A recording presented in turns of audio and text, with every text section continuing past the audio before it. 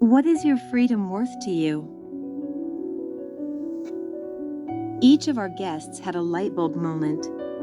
They longed to live rather than merely exist.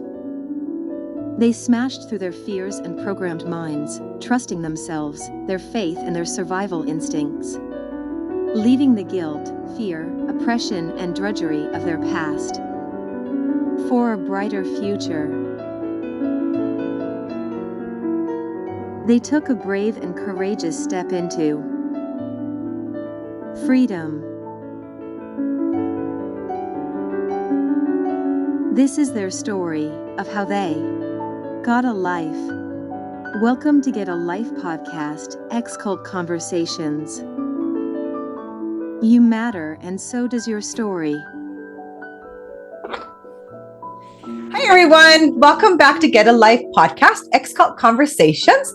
Today, we are here with Beth Seed. Welcome, Beth. Hi, Cheryl. Thanks for having me. Thanks for coming on. So any of you that are following Beth on social media will have seen her PBCC fact of the day. And so we are here to compile her facts of the day all in one place. So you'll see different volumes of them come out. But I wanted to sit down and talk to you, Beth, on what inspired you to do this and what has been the response been like, and to also hopefully inspire other ex-members to join in the fun that we're having. Yes, absolutely. The more, the merrier. So a few things to start with. I have been shocked at what a almost healing experience this has been. It's just it's very helpful to talk about things. I'm a talker. Anyone who knows me knows that. And so it is good to just get it out there, talk about it a little bit. So how I actually got onto this was I had my 16th anniversary of leaving the Brethren. And I always that's, you know how it is, Cheryl. It's a bittersweet day. You're Absolutely celebrating, but you're sad. It's just a big day. And so I did a little video this year for the first time, just saying hey, I'm celebrating 16 years. This is exciting. And I had so many people reach out to me. And I mean, I've had it over the years, but more that day asking me questions about the PBCC, about the cult I was raised in, and they want to know more. And it got me thinking about how the Brethren are so secretive. Everything, we can't talk about why we do this or why we do that. Why is everything is so secretive? And I thought, hey, people want to know. I live in a very small town. That's where I grew up. And a lot of these people have literally lived next to the Brethren for their whole lives and don't know certain things. And so I thought, this could be fun. And I honestly never really planned on it actually being a daily thing until I started talking about it. And it was I could do this for a while at one fact a day. And it's been huge. The response has been overwhelming and super heartwarming for me because people have been very kind. I hate the way I look and sound on camera, but people have been great. They seem to love learning new things and have even sent me I love ideas, the sassiness. So I absolutely love the sassiness that comes with it. It's just, you're sitting there watching them and just you've got some remark back to what you just said, and it just makes you giggle from head to toe. It is very healing. It is so healing. It really is. And I try and keep them, for one thing, I try and keep them short because we're busy. People are busy. They don't have time to watch a 10-minute dissertation, or 20 minutes or whatever. But I also try and keep them a little lighthearted. Once in a while, I had one where I was kind of a puddle by the end of it. But for the most part, I try and keep them fairly lighthearted and just kind of have fun with it.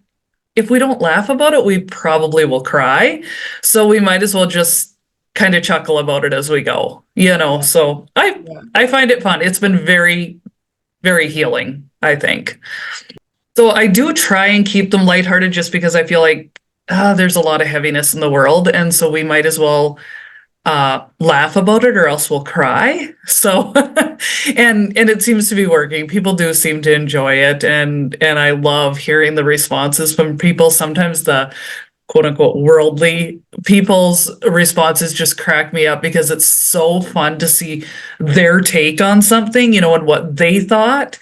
And it's like, oh, this is funny, this is good stuff. So yeah. And do you find that a lot of the outsiders, like not even ex-members, but outsiders, like community members, are shocked by things that they've seen but never been able to have an explanation for, and now they're like, definitely. oh, okay. And their narratives begin to change. Yes. Right? Yeah. Yes. 100%. I have definitely seen that where they're like, oh yeah, I always wondered about that, and that makes sense now. And it's one of the things, like I really try hard to make it clear, like I do not think that all brethren are bad people. Yeah. I would never want anyone to think that, but they are led by some very bad people.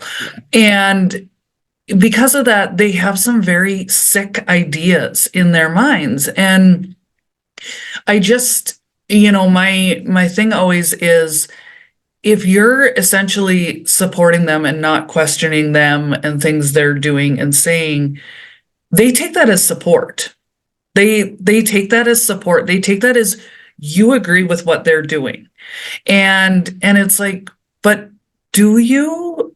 If you really understood the level and the lengths they'll go to, do you want to support that kind of group? Because I don't know. And to me, you're enabling them, right? We have to stop enabling those at the very top, right? Yes. There is, I don't consider my family bad people. There's some good Christians in there, but they're all been given these rose-colored glasses that say hails across them.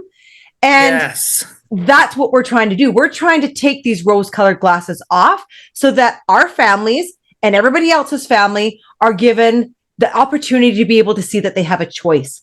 And I've said this before in many other podcasts. Once you have a choice, if you're looking and you're liking what you're seeing, then stay.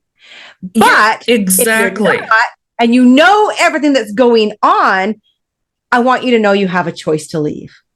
Exactly. And I think I had touched on it in one of my videos where I said, like, I would never straight out tell somebody they should leave the brethren. I would never do that because I know how hard it is. And you have to want to. But I also just think, if you're questioning things, here's some more information you should have. Just so you know, like, this is, a few more details you might want to consider, because I do think, like, there was a lot of things I didn't know that I didn't think about when I was leaving, and I wish I'd had this resource, where it was like, I don't know. I just think, I think it's good to get more information out there. And it's why I hope more people will do things, that more people will actually consider doing videos and things like that. Like, getting voices out there, it's a good thing. There cannot be too many voices. And this is what I'm saying. Like, so Beth is on TikTok. I'm on TikTok. And now Ben Woodbury is on TikTok. And Hamilton is on TikTok. And there's a lot of vocal voices on there, but we need more. We need more. So if you're willing to talk and you don't have a TikTok account, that is my suggestion, is make a TikTok account, reach out to us. We'll help you with algorithm and all that kind of stuff. Don't do what I did, but do what Ben did. But it's getting all of our voices out there. We need as many as we can get. And it, again, like, reiterate what Beth said, this isn't about taking down anything. This is about exposure. The amount of people that have come forward just off of Ben's TikTok, and the people that have messaged me on my TikTok, and I'm sure, like, the amount of people that have messaged you, Beth, like, it's allowing teachers to come forward. It's allowing hundreds of people who have worked for them. Horrible. I think that's the biggest thing that I get blown away at, is the amount of people who have worked for them that have been just horrifically I don't even know what the word is, horrifically abused. Yes. And they want these videos to be able to understand who they were actually working for, and Agreed. get the same kind of healing that we get. Yep, exactly. Because it is, I mean, I have heard a lot of very uncomfortable stories from people that worked for Brethren businesses and were not well treated at all. And you're right, it is a sort of healing for them too, because then they're understanding more about this group. And it's like, the more we talk, the more it gets out there, the more exposure there is. This is a good thing. They've been a very secretive group. They've done everything they can to stay under the radar. And I think it's good to just get it out there a little bit. The exposure brings accountability. Yes. And I've always said, like, justice is served in many, many ways. Accountability comes in many different ways. We've already had reports back at, they're even changing how they're praying right now. Whether that will stay, who knows? But this insider, and I'll actually do a video diary of this, but we had an insider that said, like, you know, what you guys are touching on, they're hearing and they're trying to make adjustments. Whether it's to save face, it doesn't matter. But I'm glad to know that, you know, right now I'm getting a break from being, you know, prayed to be removed from the planet.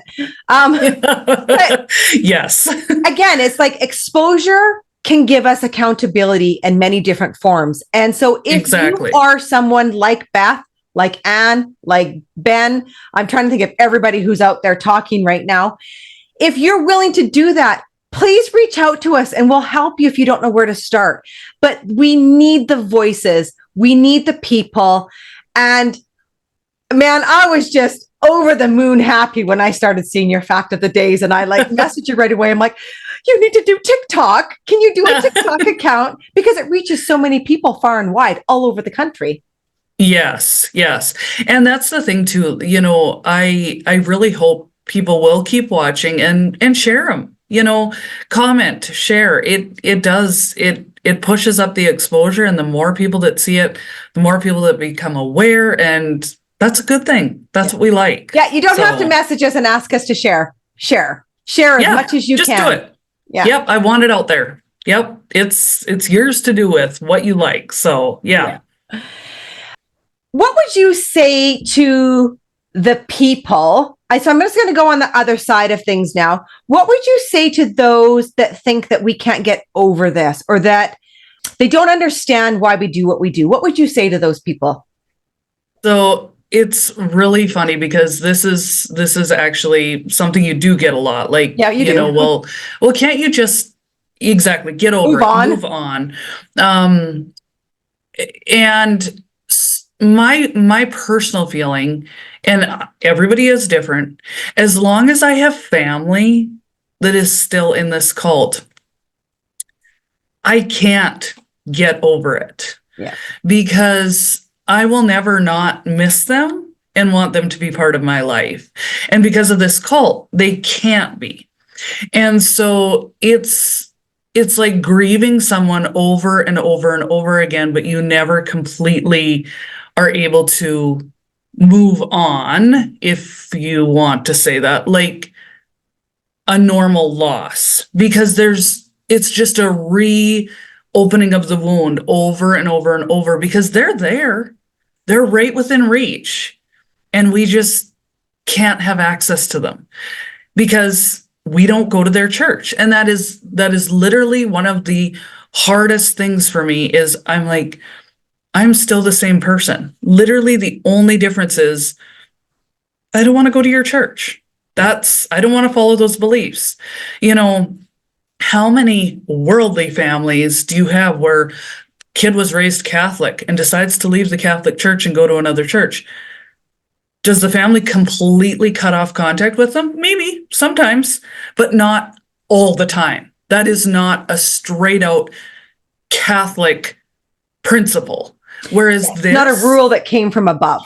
Yes. Whereas this with the Brethren, it is actually a rule that, no, they do have to not have contact with us. And it's like, so no, I won't get over it, because I'm not, until everyone that wants to be free is free, And until people are aware of what really goes on, there's still more to talk about. Yeah. That's how I feel too when someone comes on TikTok or anywhere on any social media and says, I've never heard of them before. Then I'm like, yeah, we got to still talk. We still need to talk. It needs to become a household name. It's just one of those things that, same like you, I want to be able to die peacefully this lifetime. I want to get to the end of my life and know that I touched absolutely every brick of that wall that they built, and know that I tried everything. And it is a group effort. I cannot stress this enough. This is a group effort. So if you feel like you just need to move on, and then that's fine. You just do your life. But I don't think that we need to be told to move on, because to me, I've moved on quite well, but I will never just turn my head and turn the cheek, so to speak, on the family that is in there and they don't know what they're in, because these people have no clue what they are in. They don't know. They do not know. No, they don't. And I think, like, even when I first left, I was so naive about a lot of the things, that were going on. And so it's like, no, you don't actually see everything that's going on when you're in it. It's once you're out and you're free, and all of a sudden, it's like the blinders come off, like you say, those rose-colored glasses, and suddenly you see things a lot more clearly. And it's like, yeah, this is, yeah. And I actually had someone, back to your comment about people saying I've never heard of them before. I had someone say to me, I feel so naive. I didn't know they even existed. And I said, don't feel naive. They have done a great job of flying under the radar for years. It's just really been since you started this podcast, since you started talking, all of a sudden it's gotten, I think, more of us talking. And it's kind of inspired a lot of the rest of us to, hey, we're going to talk about this now. We want to be honest about what's going on. And so here goes. I'm just putting it out there. It's not going to be pretty all the time. But it's the truth, and it's my truth. And it was the first 21 years of my life. And I can't pretend that didn't exist. It made me who I am. And I think it is so important to go back to saying, like, how it got you talking. I believe every single person who feels like they want to get up and talk, just because there's a handful of us talking doesn't mean that there's not room for you. There's room for you. We could have 300 of us all talking all at once on social media, and we still wouldn't cover the ground that we want to cover. So, and I believe every single person gives a unique flavor. Like, Beth, yours are so, even when you're in tears, you're such a humble, authentic human being. You're like a living hug. That's what I want to cut. You're like a living hug that when you talk, from the top of my head to the tips of my toes, I feel you. And that's what makes this work, is when we get into our feels and we're in that deep caring mode, and it just spreads, right?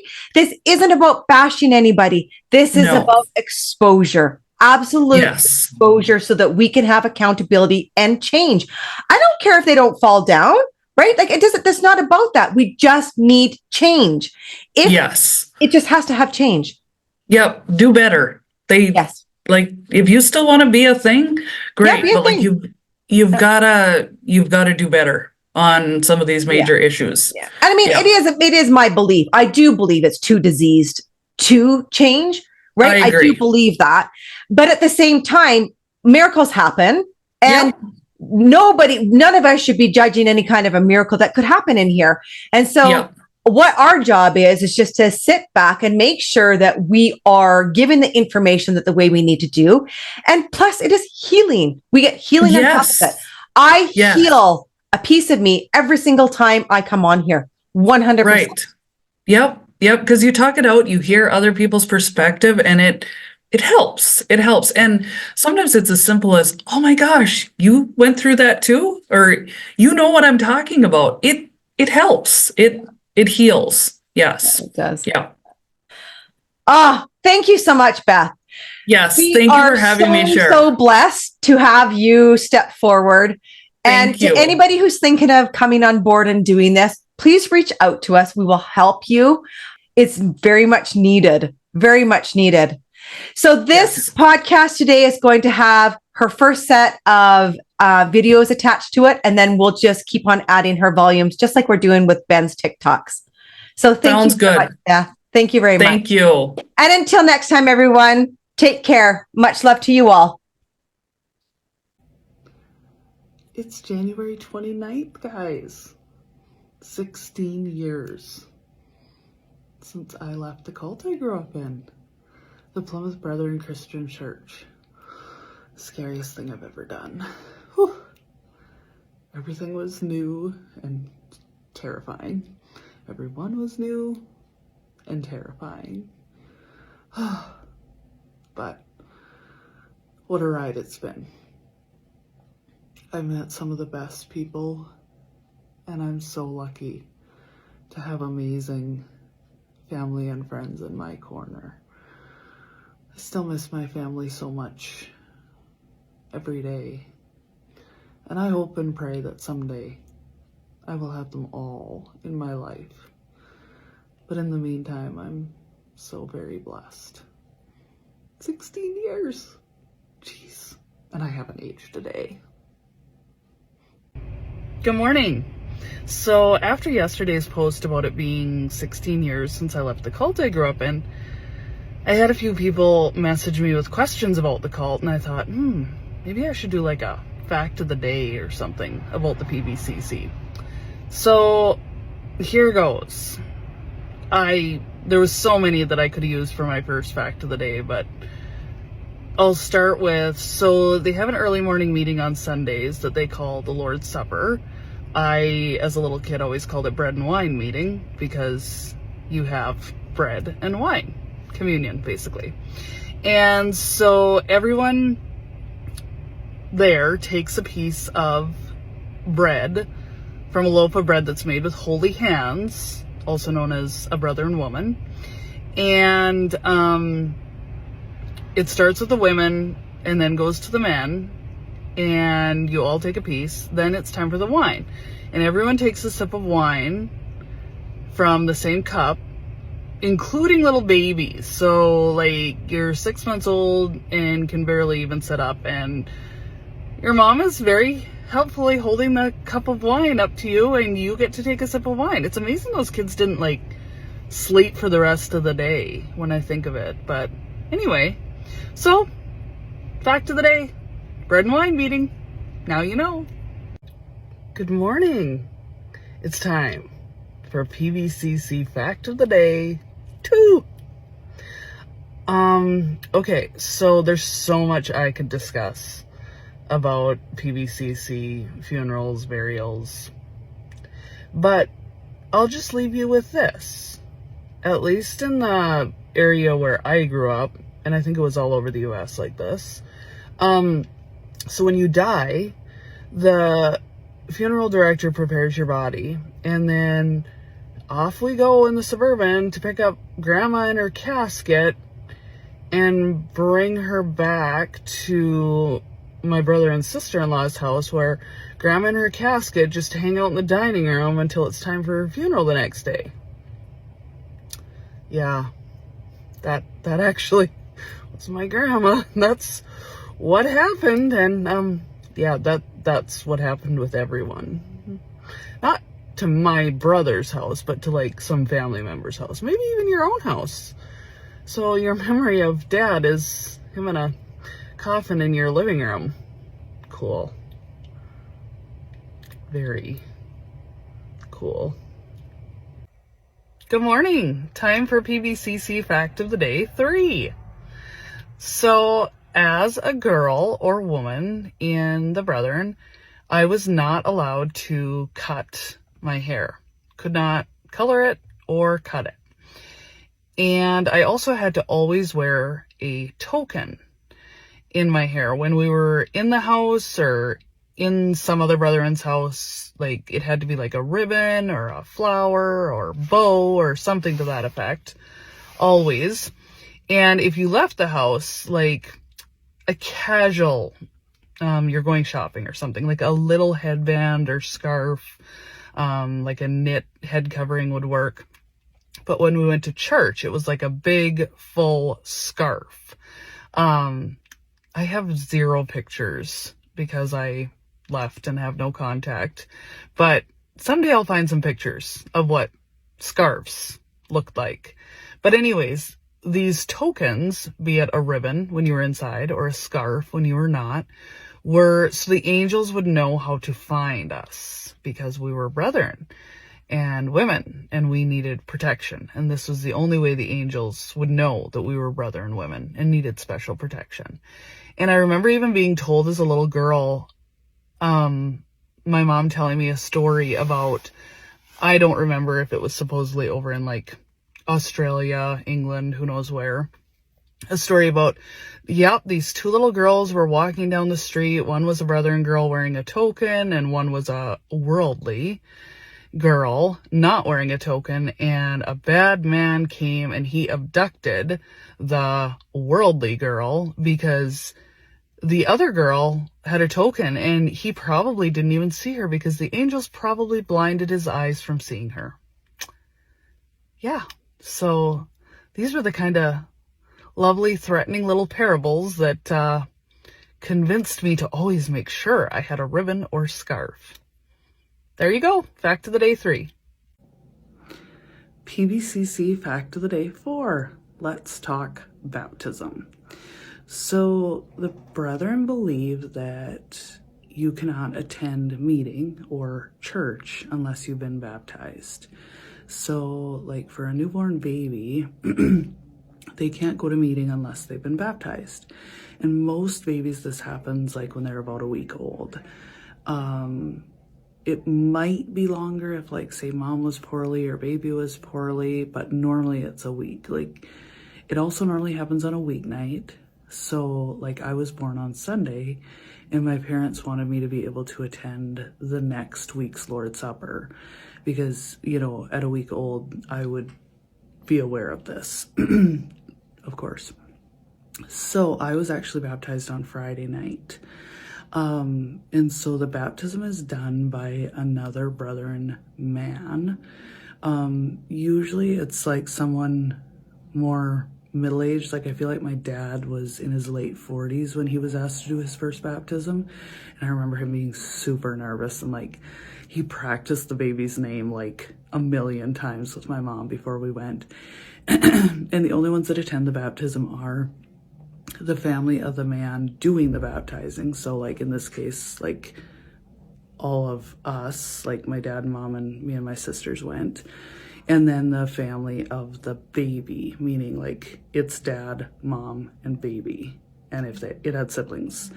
So in this case, it was the first child. And so the bathtub is filled and, you know, water tested to make sure it's not too hot. And the baby is, I can't remember. I feel like the baby just had like a onesie, and a diaper, you know, whatever.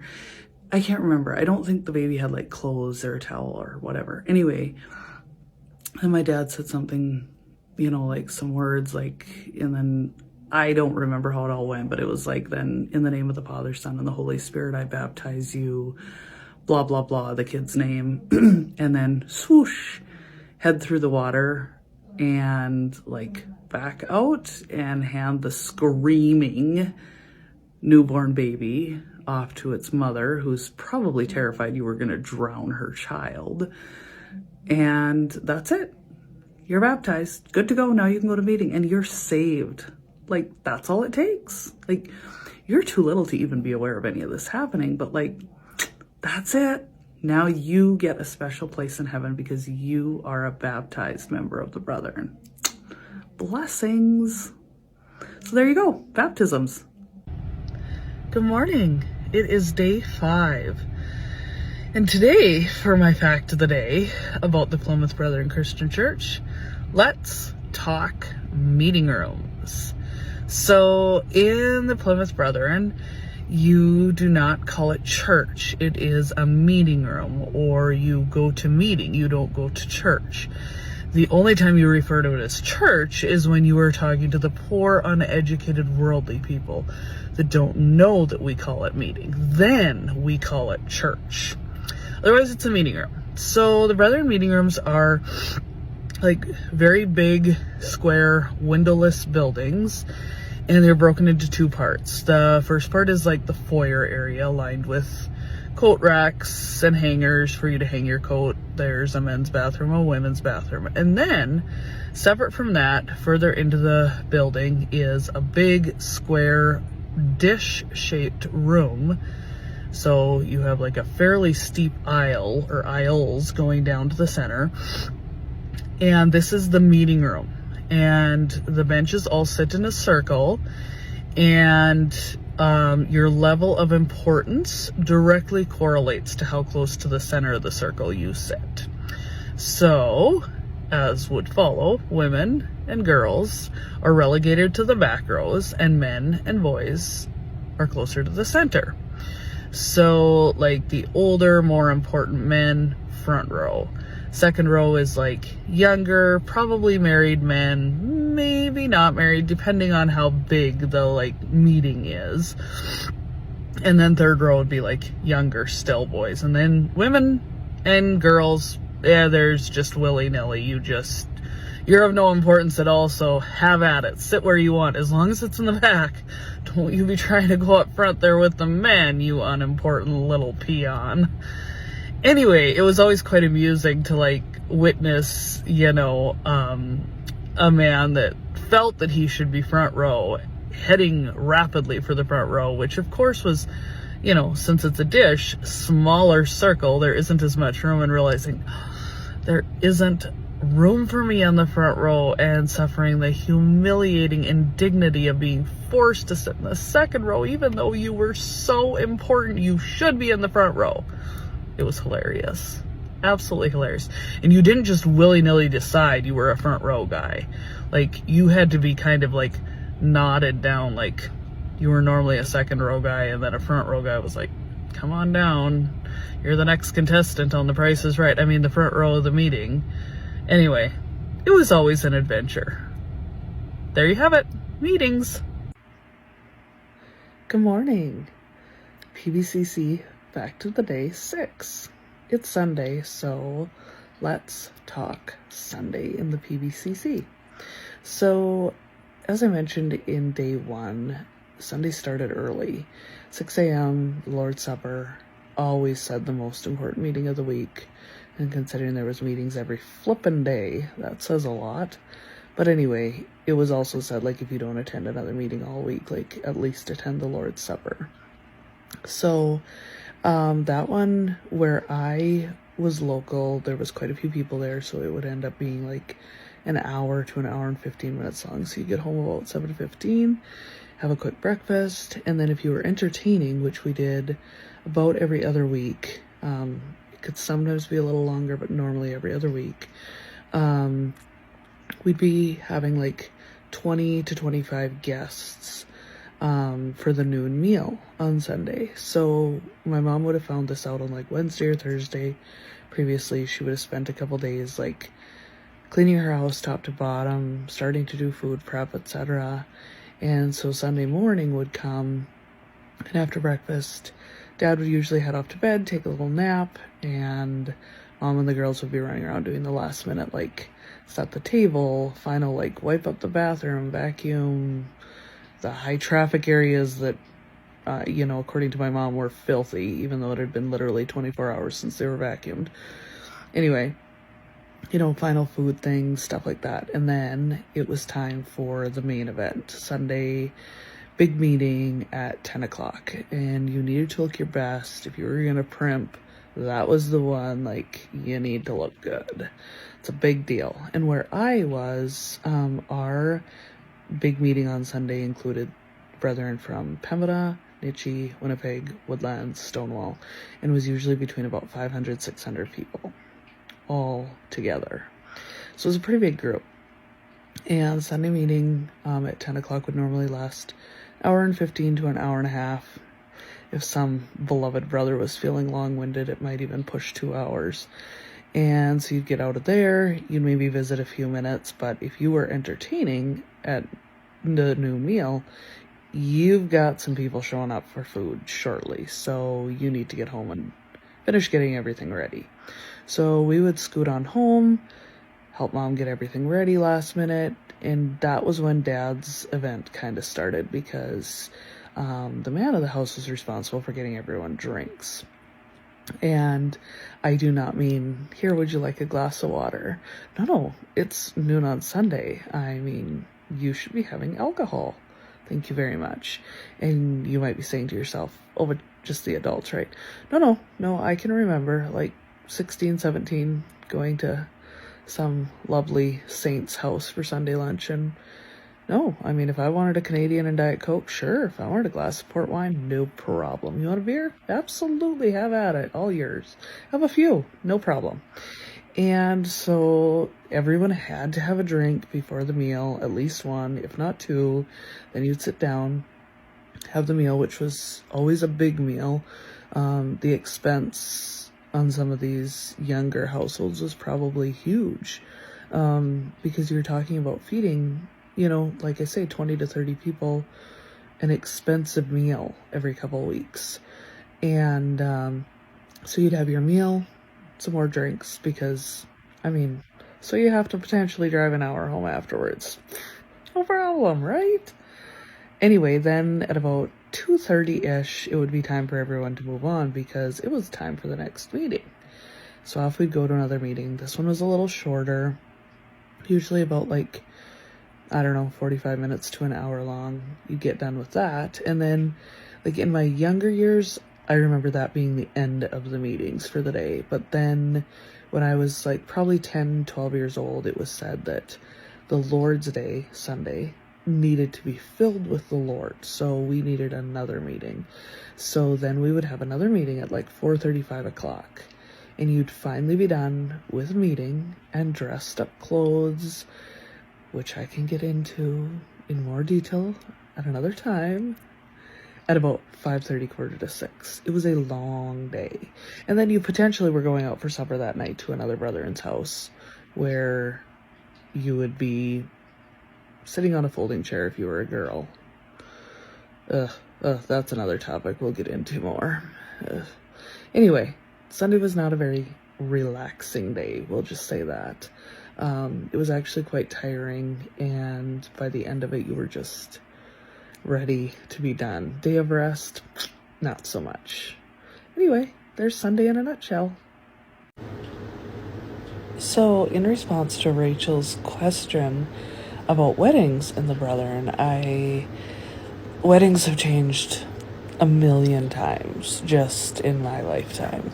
So I remember the first time that I remember a wedding was 1993, and the weddings were very simple. The most important thing is the dresses have to be pure white. It shows the purity of the bride. They are not supposed to be off-white, ivory, anything like that. They must be floor length, and they must have sleeves. If a bride gets a sleeveless dress, it needs to have a jacket, shawl, something like that. There also must be a veil. So as far as hen nights and stag do's, not really. I remember when my sister-in-law got married, we got together and went and picked out her dress together, but, there might be a very small, get-together of close friends that have, a very basic wedding shower, but that's the extent of it. As far as bachelorette parties, bachelor parties, no, not at all. If there is, they're certainly not talked about, because that would be considered very naughty.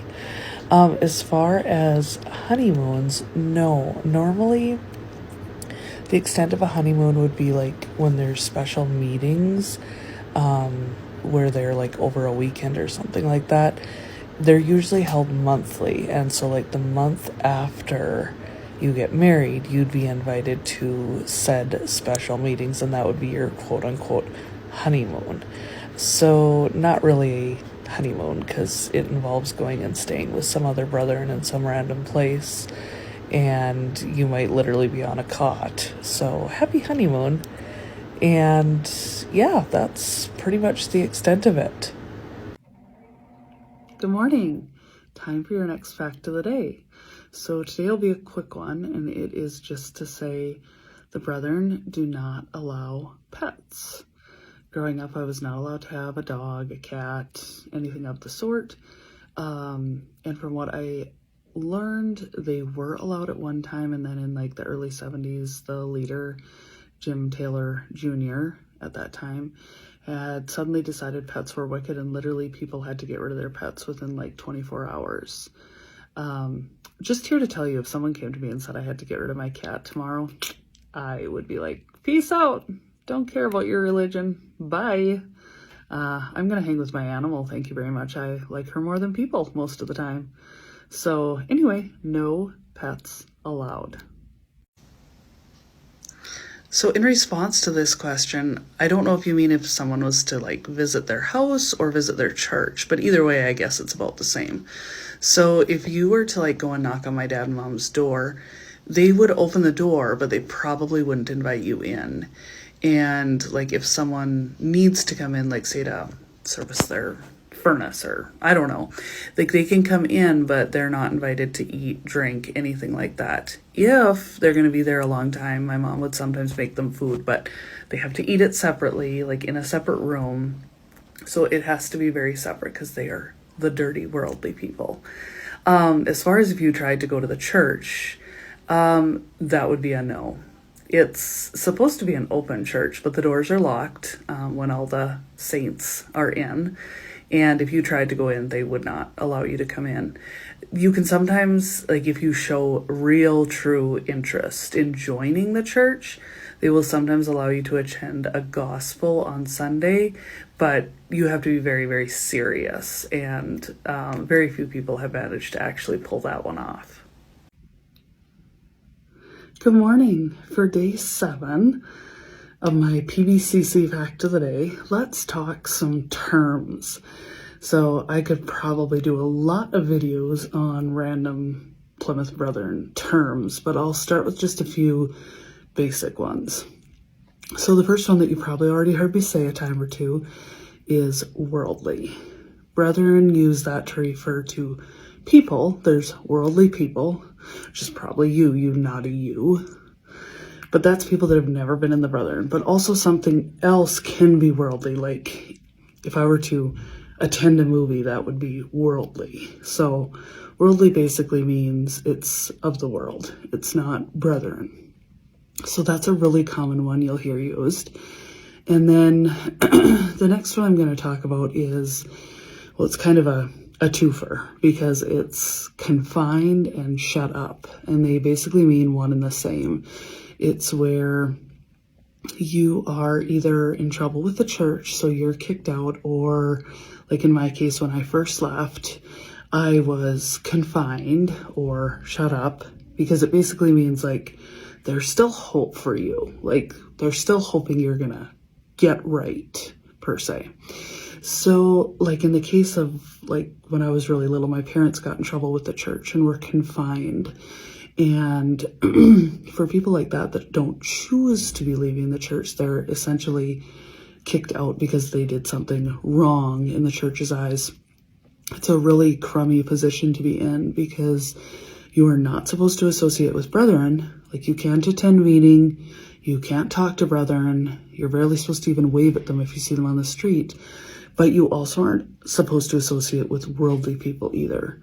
So it's a very lonely position to be in if you're someone that wants to go back. Then the next one that's next level bad on the going to hell train is being withdrawn from. So being withdrawn from means you are really bad and you can still get right, but there's not so much hope for you. Like you're probably well on your way to the going to hell train.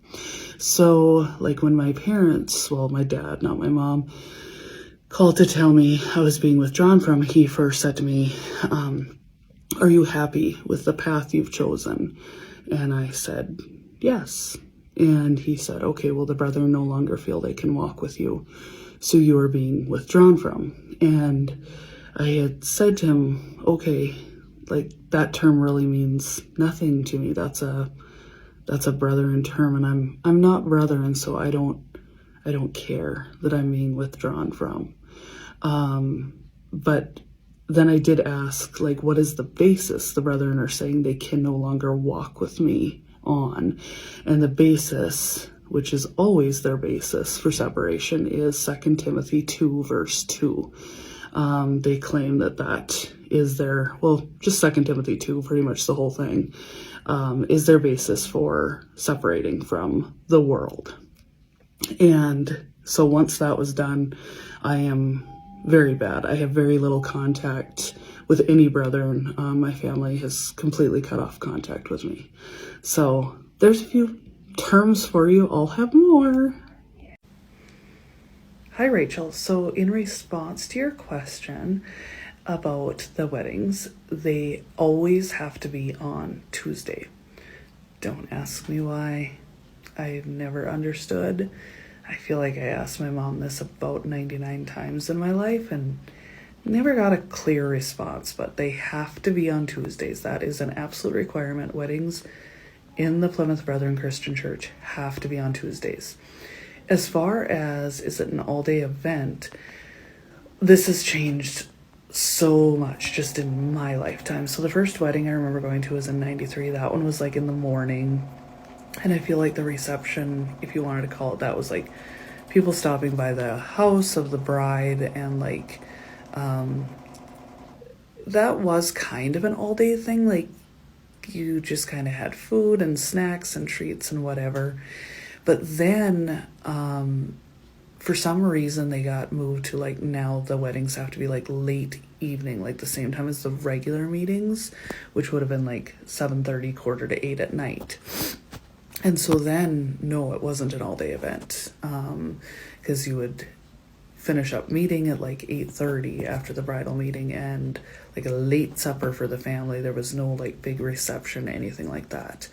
Then when my brother and sister-in-law got married in 1999, they majorly broke the rules, and they got married at 5 o'clock at night. And so then after their wedding at like 6 o'clock, the immediate family and some friends went back to like the bride's home and had supper, kind of little celebration, if you will, reception, you could call it. Then the weddings had moved to like 3 in the afternoon for a little while. Then they had moved as early as noon. The last I heard, they were back to like mid-afternoon or 5 p.m. So it seems to kind of vary. I'm not really sure what changes the timing of it. I'm sure it's whatever their, leader feels is the thing to do at the time. But anyway, not generally an all-day event. Who actually goes to the reception, quote unquote, is very restricted. Like you can't just have like a big party with all sorts of people. Like for my sister's wedding, which was right before I left, like it could be immediate family. And by the way, the groom's family doesn't normally attend if he's from out of town. So in her case, her groom was from Seattle, so it was just his brother with him. None of his, like, his mom, dad, grandparents, siblings, no, not at all. So it's very weird that way. It's just the bride's side of the family, generally. And we could have, like, I feel like 2 other brethren families could attend. And then we had, like, friend of me and my sister's that the only reason she was able to come was because we listed her as a helper, which basically meant like she's the one putting the food on the table and making sure like everyone has drinks, etc. Like basically the running the party, if you will. So anyway, weddings have changed a ton. So I've been out 16 years. They probably changed a million times since then, but they are still on Tuesdays, and I'm sure they will always be on Tuesdays, and I am sure I will never know why.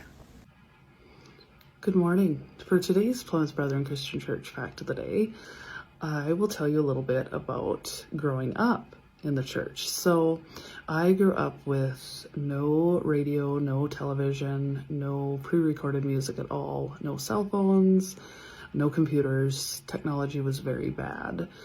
We couldn't even have cordless phones in our house. And then somewhere around like the late 90s, the Lord turned a corner, as he is wont to do, and cordless phones became okay, but you still couldn't have cell phones, radios, CD players, yes, I'm that old, TVs, computers, anything like that, very bad. Well, then somewhere around like the, I don't know, 2005, 6, 7, 8, somewhere in there, it was like it kind of dawned on them that, hey, it's getting harder and harder to do business without computers. So the Lord turned another corner and they started being able to use computers and cell phones. And when I left, I had just gotten my first Plymouth Brethren issued cell phone. I didn't keep that very long, by the way. A lot of handy dandy tracking software in those buggers. But anyway, they very closely monitor like the websites you visit and things like that. They do all seem to now, from what I can see, they do listen to some music, but I think a lot of it is like their own. I don't know, people that have left more recently than me would know a lot more about that, but they seem to have embraced technology in a pretty big way for people that considered it literally a sign of the devil in the 90s. So anyway, another little fact of the day, and you learn something new. The Lord turns corners. Who knew? Our one unchanging God. Yeah, he changes just for the brethren. There you go. This morning for my Plymouth Brethren Christian Church Fact of the Day, I'm going to talk a little bit about separation. And separation is kind of a complex topic to get into, honestly. I try to keep these videos short, and separation can turn into a very long topic. So I'll try to break it down here into the most basic thing. So separation is talked about a lot with the brethren. They will tell you that they believe that they need to keep separate from anyone who does not attend the Lord's Supper with them. And their basis behind that, they have a few scriptures, but the one they love to use the most is 2 Timothy 2, verse 19. And I actually went on their website. If you Google Plymouth Brethren Christian Church and then click FAQs, they have one that is called What is Involved in the Doctrine of Separation. And there you can look at the scriptures that they reference. And their basis of these scriptures is they will not eat or drink. So like when I went to public school for just a few years, all the brethren kids had to sit at a separate table. And I believe they still, like even at their private schools that they have now, the worldly teachers are not allowed to eat with the children. And that is strictly forbidden and enforced. So they believe strongly in the concept of separation. And the scriptures that I read that they focus on talk a lot about unequally yoked, believer and non-believer. That seems to be kind of their basis. And they would never say this, but to me, I read it as, it's not, how can you say that I am not a believer? That is why you won't eat or drink with me, is because you're saying I'm not a believer. Well, I am. I believe in God. I believe in Jesus Christ. But I don't believe in your man of God, Bruce Hales. I don't believe in any of your quote-unquote men of God. And so the brethren basically are saying that since I don't, they consider me to be an unbeliever. And so, like, my parents would not sit down at a table and eat or drink with me. They would not break bread with me, per se. And this is something that I personally really struggle with, because I straight out asked my mom one day, so you can break bread with the man who sexually abused me, and that's okay, but you can't with me. There's no logic behind it as far as I'm concerned. I do not agree with this practice in any way, shape, or form. I think it's wrong, and everything about it is disgusting. But they hold very firmly to separation, keeping separate brethren and non-brethren. So there's the basics of separation, the very, very, very basics. Someday maybe I'll do an 8 million hour long video about separation. Hi everybody. For today's PBCC fact of the day, I have one that I get asked about all the time. Let's talk marriages. arranged, not arranged. So I always tell people this is complicated, and I'm kind of hoping some of my other ex-Plymouth Brethren cohorts will chime in with their thoughts on all of this. So, first of all, with marriages, they absolutely cannot be mixed race. You have to be the same race. This is not optional. And obviously, the Brethren do not believe in same-sex marriage. So then we get into the, are they arranged or not? And the reason I say it's complicated is, so say you're a 20-year-old girl, you meet a 20-year-old guy, you really like him, he really likes you, yep, this is a thing, you decide you want to get married, and as long as it's okay with the leader, cool, you're good to go, all set, get married, happily ever after, divorce is absolutely off the table, so best of luck to you, and that's all good. But you found a guy, fell in love, it's gonna be happily ever after, and the leader says, nope. Then it's, nope, you're not getting married. Sorry about your luck. Hope you find someone else you like, and the leader approves that guy, because this other one, nope, you're not getting married. Then the part where I always get a little on the are they arranged part is, so I always think of like my sister, for example. She was older when she got married, at least in the PBCC world. She was 29. And, you know, was the marriage arranged? No, not exactly, but it's more of a, here, we're having special meetings, because there are special meetings somewhere every month, and you're going to these special meetings, and this guy is going to these special meetings, and you guys should talk. Yeah, like, and by talk, we mean figure out that you're going to fall in love forever, and yeah, we'll support it. So, like, if you absolutely decided you didn't like this guy, could you say, no, I don't want to marry him? Yeah, but then option B is probably not going to be on the table for you, and you'll probably be single forever. So, sorry about your luck there. So, that's where I say it's a little bit complicated, because are you specifically told you have to marry this guy? No, but also if you're not given any other options, you kind of got to marry this guy. Oh, and if you don't get married, you remain living at home with your parents. So, like, 37 years old and you're not married, you're still living at home with mom and dad. And personally, that sounds terrible to me. And I think it's why, you know, a lot of them do end up kind of settling in a relationship, because option B is to live at home with mom and dad forever. And that's not the most fulfilling life, at least in my mind. I mean, if that's what you want to do, hey, go for it. If you're happy doing that, great. But if you don't have a choice but to do it, I don't know. Just seems to take some of the fun out of it to me. So that's the story with marriages. Like I say, it's complicated. Oh, and weddings have to be on Tuesday. I don't know why. I asked. Never really got a clear answer. Something about like X number of days after the Lord's Supper, but I don't remember if that was even true or if I made that up in my mind, because who knows? None of it made sense anyways, but weddings are on Tuesdays. Marriages are kind of sort of arranged. The end. Hey everybody.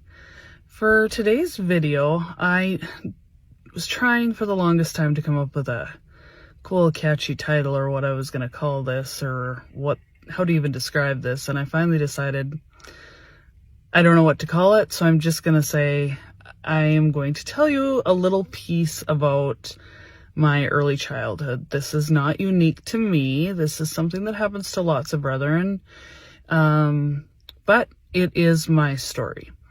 So when I was 8 years old, my dad was actually one of the local leaders for the Brethren. Didn't mean that he had any real decision-making power or anything. It was basically, when you're a local leader, you're kind of in charge of making sure that the local flock, if you will, is following the rules set out by the world leader. So when I was like 5, 6, 7, 8, my dad was one of these leaders. And so on March 31st, 1995, I was 8 years old. It was a Friday night. We had supper, and there was always about an hour in there between supper and needing to leave for meeting. And so all 4 of us kids, my brother and me and my 2 sisters, we all had headed upstairs to our respective rooms. My sister, that was 5 years older than me, we shared a room.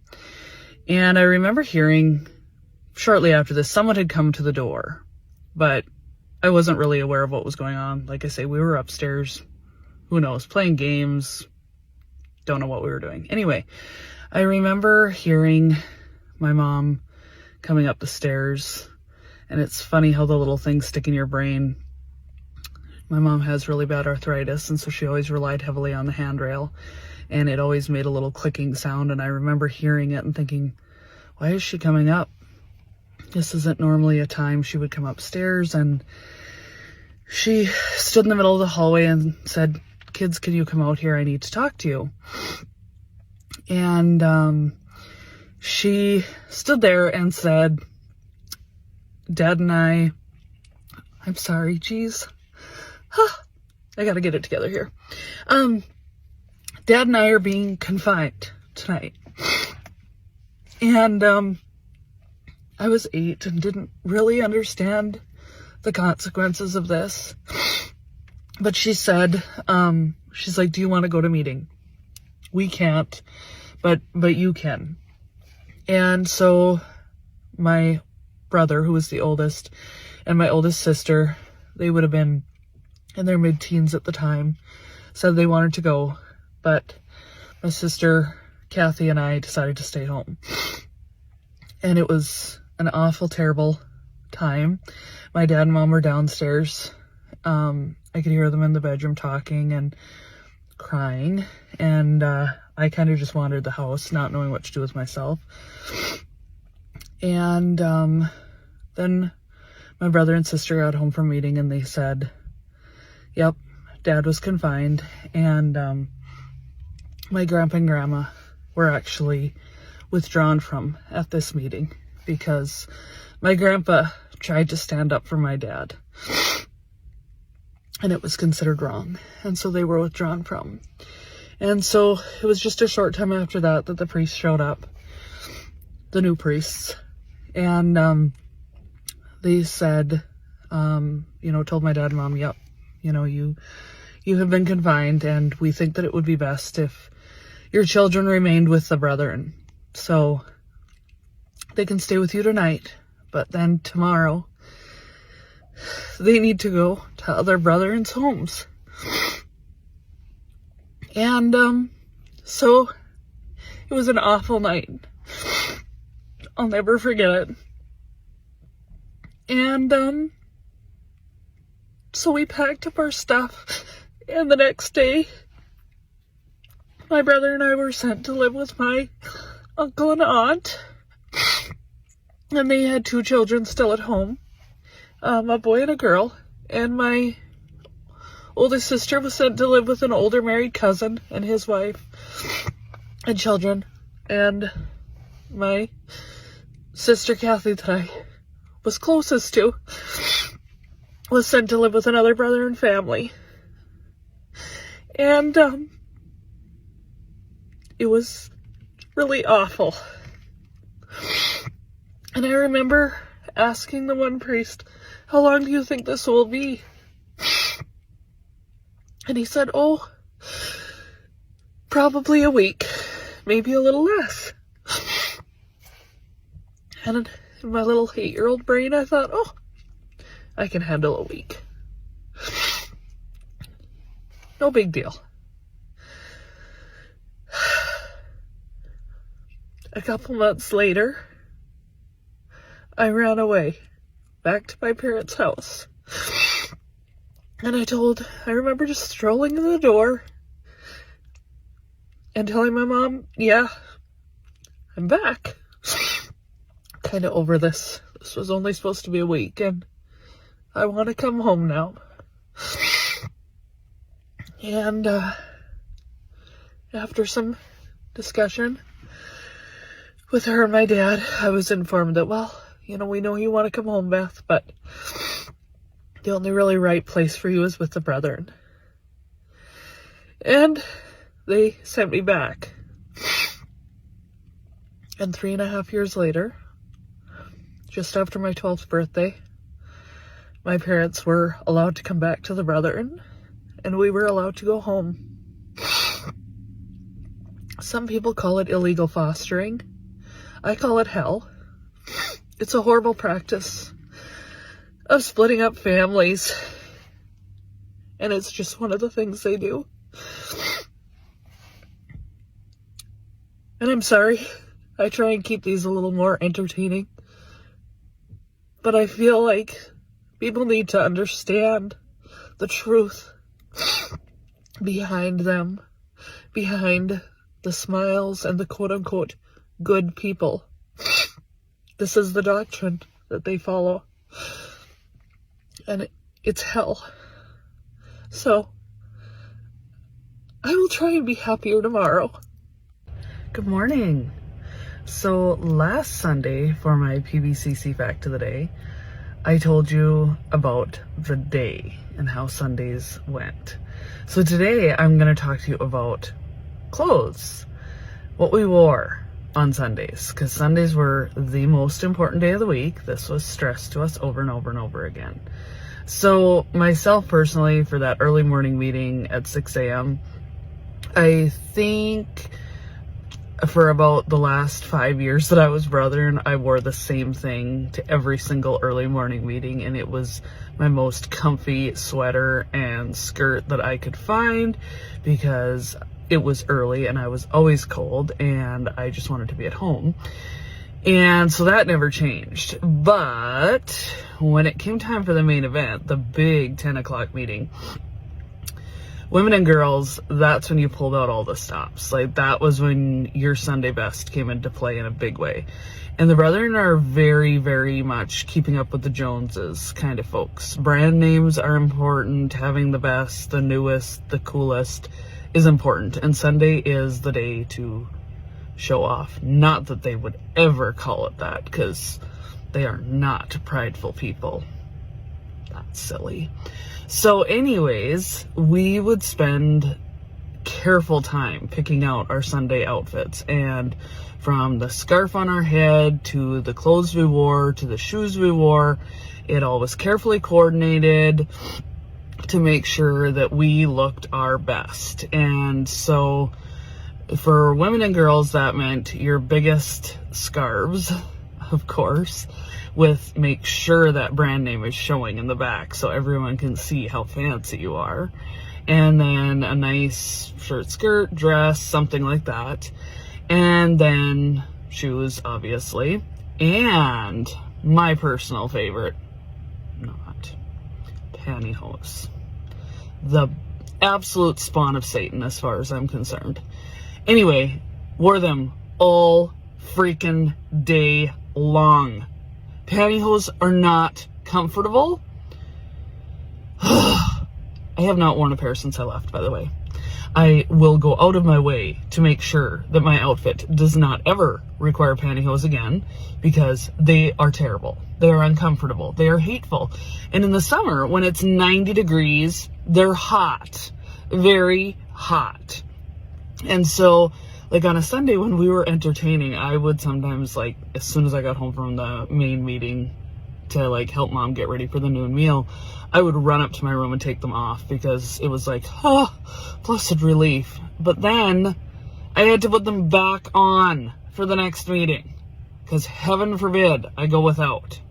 So those were the most hateful thing. But at least women had a little bit of, like, choice in what we wore. So it could at least make us feel pretty I mean, if we could get over the pantyhose thing. Men and boys, on the other hand, white shirts, black pants, that's their Sunday outfit. From like as young as 2 years old, that is what men and boys wore all day Sunday. White shirt, black pants, the end. That's it. That's all. No blue jeans or something wicked like that. Those were never supposed to go to meeting, but definitely not on Sunday. So, if you ever see a sea of white shirts on a Sunday and ask yourself, what the heck? Yeah, it's not an optional thing. They have to wear white shirts on Sunday. So there you have it. That's what we wore. Sunday best. Good morning.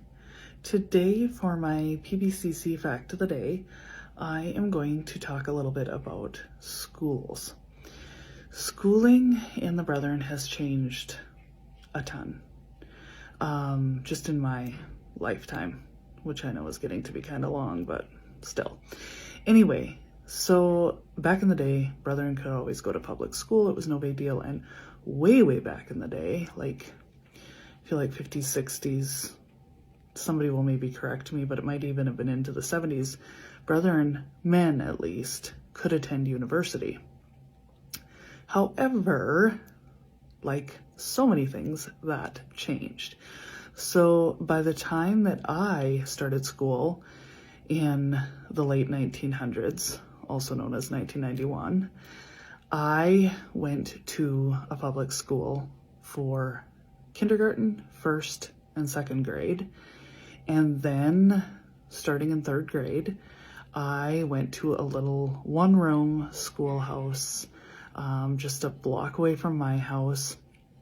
It was through the public school system, but it was only Brethren children there. We had one teacher, the amazing Mrs. Julie Johnson, who the things she saw and dealt with.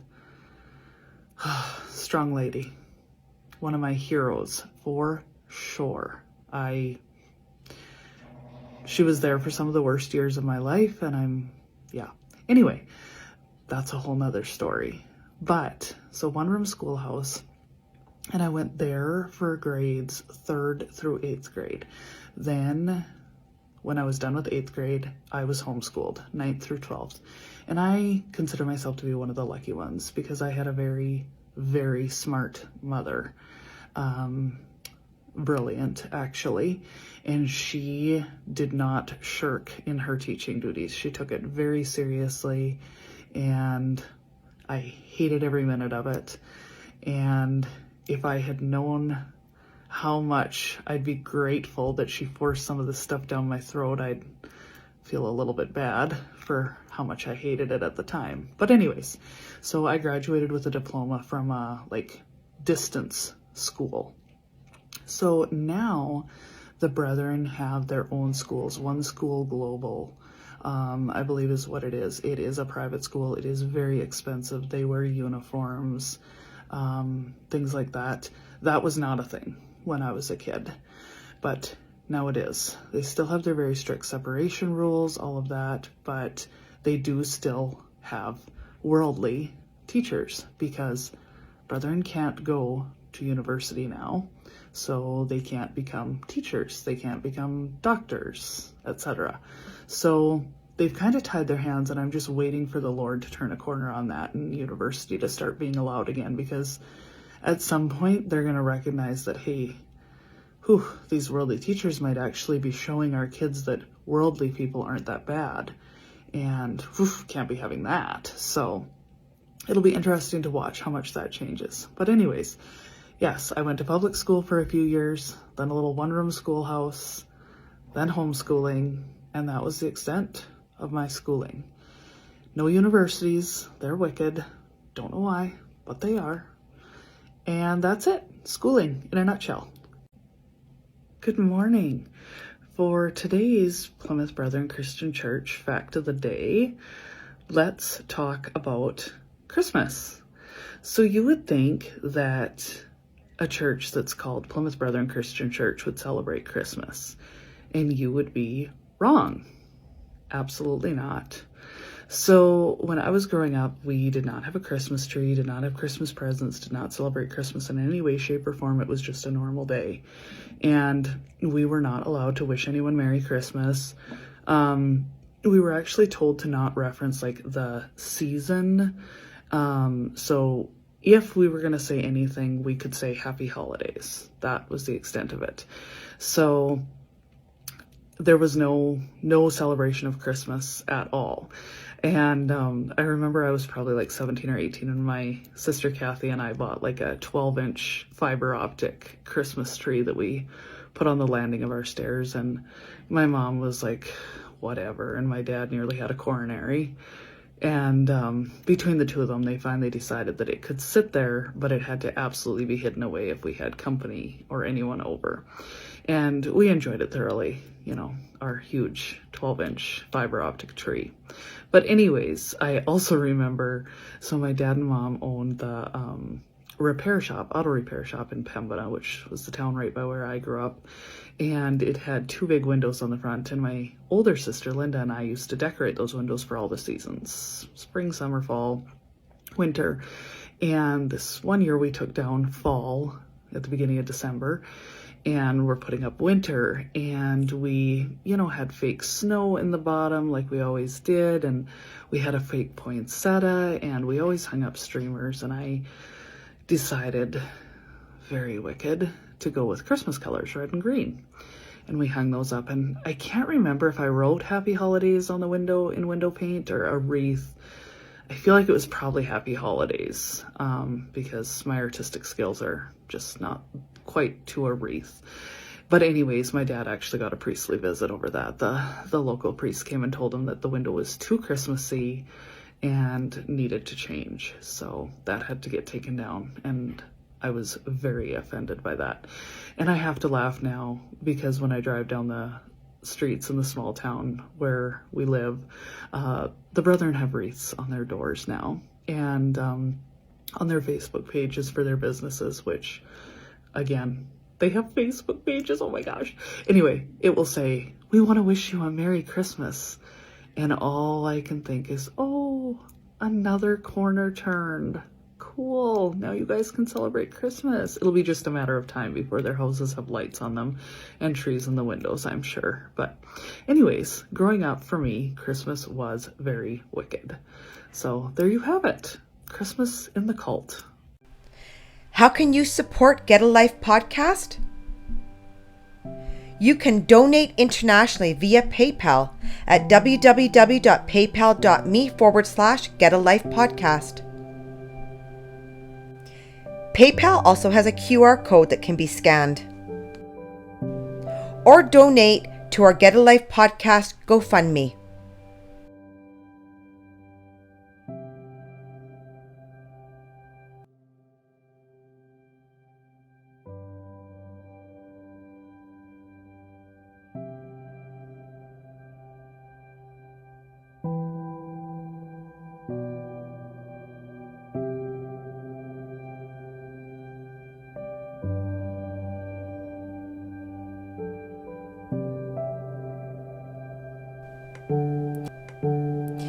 If you're in a high-demand religious group and need help, please go to oliveleaf.network.